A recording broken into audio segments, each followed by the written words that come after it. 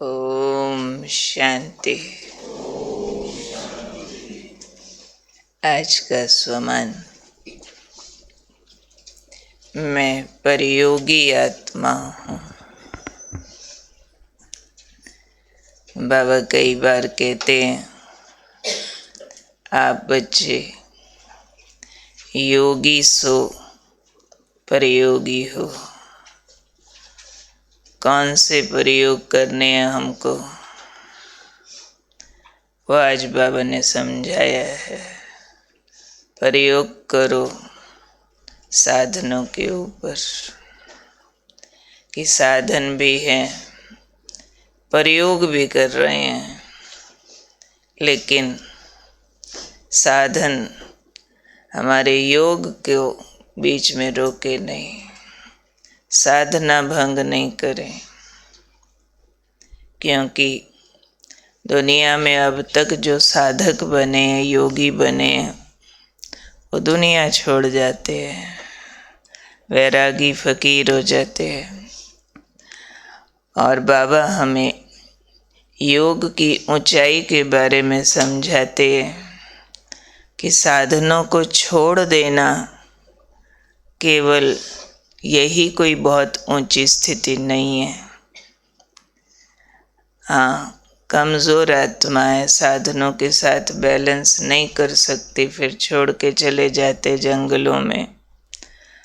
वो भी शक्ति ज़रूर काम करती है, पर संगम युग पर जबकि हमें भगवान साथ दे रहा, हमें उसकी गाइडेंस मिल रही है, तो उसने हमें सिखाया है, भले साधन हो, भले उन्हें प्रयोग करो, पर सावधानी रखो कि मेरी योग की स्थिति साधनों के कारण से डगमग ना हो जाए।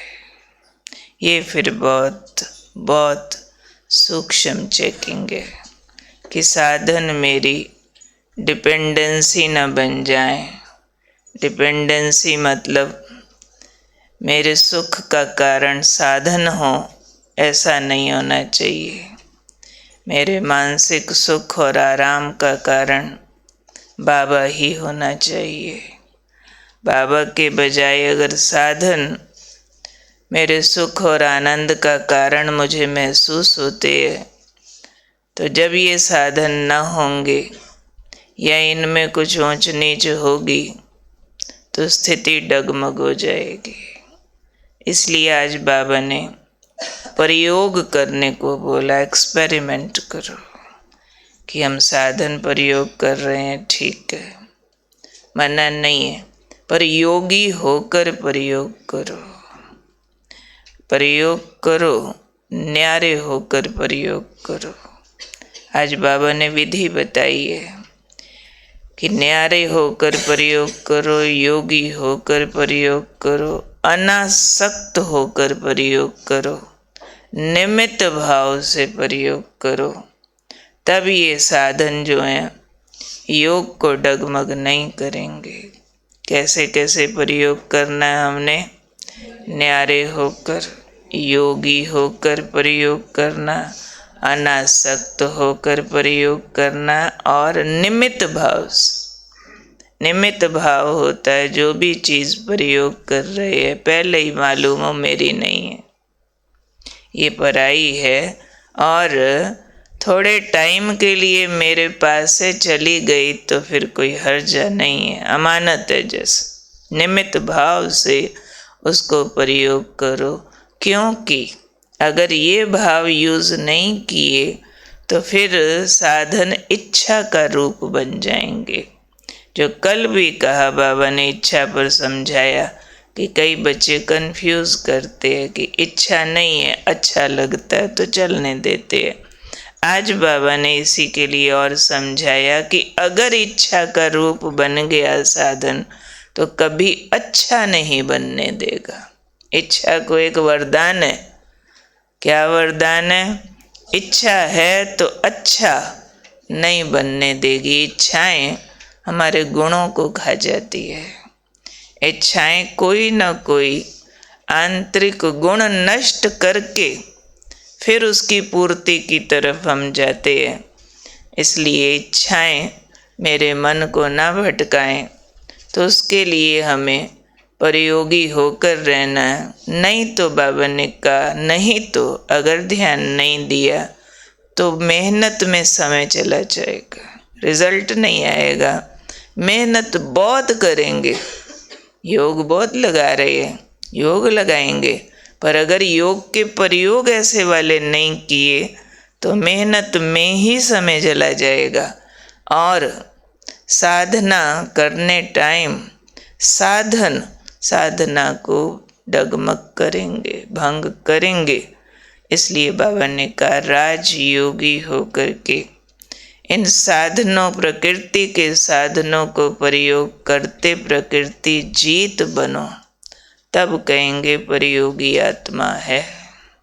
तो बहुत अटेंशन का सब्जेक्ट आज बाबा ने हमको दिया है, ताकि ऐसे मेहनत में ना समय चला जाए, ऐसे ही हमारी साधना भंग ना होती रहे। नहीं तो बाबा ने कहा, अंत काल में साधना करने का जोर लगाएंगे, योग करने का बहुत जोर लगा रहे होंगे, लेकिन साधनों का आकर्षण एकाग्र होने नहीं देगा। समझो सदा एसी में बैठने की आदत है, और अंत काल जब मेरा है तभी लाइट नहीं है। अब मेरा ध्यान जाता है कि लाइट आवे तो बाबा को याद करूं, लो मेरा बाबा भूलता है लाइट जाने से। वो अलग सब्जेक्ट है, वो अलग सब्जेक्ट है। भले जब तक है साधन यूज करो, पर ऐसी डिपेंडेंसी ना हो जाए कि आज एसी नहीं चल रहा है तो योग ही नहीं लग रहा, आज मेरे को फलानी चीज़ नहीं मिली तो मेरा योग बाबा के बजाय उस चीज़ से लग जाए, वो चीज़ ही याद आए जा रही है। मेरा मोबाइल इधर गुम हो गया और उधर वतन जाने की घंटी बज गई, अब मेरा योग बाबा के बजाय मोबाइल से लगा पड़ा, तो कैसे वतन में जाएंगे। तो साधन तो सारे ही साधन कहे जाते, छोटे से बड़ा हर साधन चेक करना चाहिए कि ये ना हो तो खुशी रहेगी, बाबा का प्यार खींचेगा, बाबा की याद रहेगी, या विचलित हो जाएंगे। अपने को टेस्ट कर कर के देखना चाहिए। रोटी खाने की आदत है, ना मिले सिर्फ सब्जी या फल मिल जाए, फल खाने की आदत है, ना मिले सिर्फ रोटी मिल जाए, ये आदतों की गुलामी तो नहीं। साधन आदत में लिपट के आते हैं, आदत साधनों में लिपट के आती है, डिपेंडेंसी बना लेते हैं उसको। तो पर योगी, सिर्फ योगी नहीं बनना। हाँ ठीक है, हम बाबा को प्यार करते हैं, याद करते टाइम मस्ती आती है, खुशी आती है, शक्ति महसूस होती है, ठीक है महसूस हुई, अब प्रयोग करो। जैसे हथियार होता है, अब हथियार आपने चलाना सीख लिया, ट्रेनिंग हुई आपकी, खाली मैदानों में सीखा था, अब आया दुश्मन सामने, अप्लाई करो, एक्सपेरिमेंट करो, नकली दुश्मन बना के एक्सपेरिमेंट करो। पुतले बना के लोग उस पर एक्सपेरिमेंट कराते होते, नकली युद्ध का मैदान बना के एक्सपेरिमेंट कराते। तो एक्सपेरिमेंट करो कि इन साधन ना हो तो भी मन की खुशी भंग तो नहीं होती। हर साधन अपनी अपनी लिस्ट खुद निकालो, हर एक की अलग होती है, कॉमन लिस्ट थोड़ी बहुत निकल सकती है, पर हर एक की अपनी पर्सनल डिपेंडेंसीज जो क्रिएट कर ली होती हैं वो अपनी अपनी है। उसकी लिस्ट बना करके फिर हमने उसको क्रॉस चेक करना है कि आज ये ना हो तो, आज वो ना हो तो।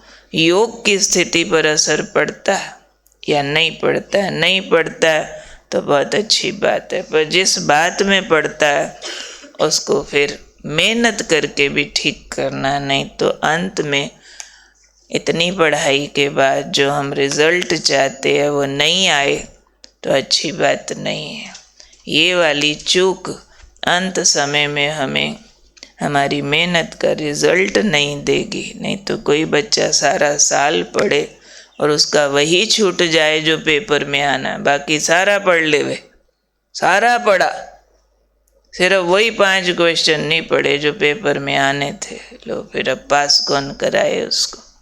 तो इसलिए बाबा हमें फाइनल पेपर के लिए सावधान कर रहे हैं कि मेहनत बहुत करते हैं बच्चे, लेकिन मेहनत में ही समय न चला जाए, फाइनल रिजल्ट की तैयारी न कर पाएँ और अंत में साधना करने लगें और बुद्धि साधनों में चली जाए तो सारी उम्र की मेहनत का फल कहाँ मिला फिर।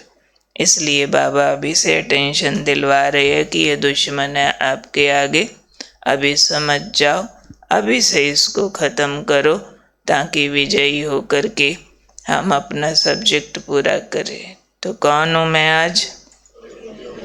परयोगी, योगी के साथ परयोगी आत्मा। तो बाबा ने कहा राजयोगी होके साधनों को प्रयोग करते हुए भी प्रकृति के साधन है, प्रकृति जीत बनो, तब कहेंगे ये परयोगी है। प्रकृति के साधन हमारी खुशी के उतार और चढ़ाव का कारण न बन जाए। साधन तो फिर लिस्ट अपनी अपनी बनाना, ठीक है।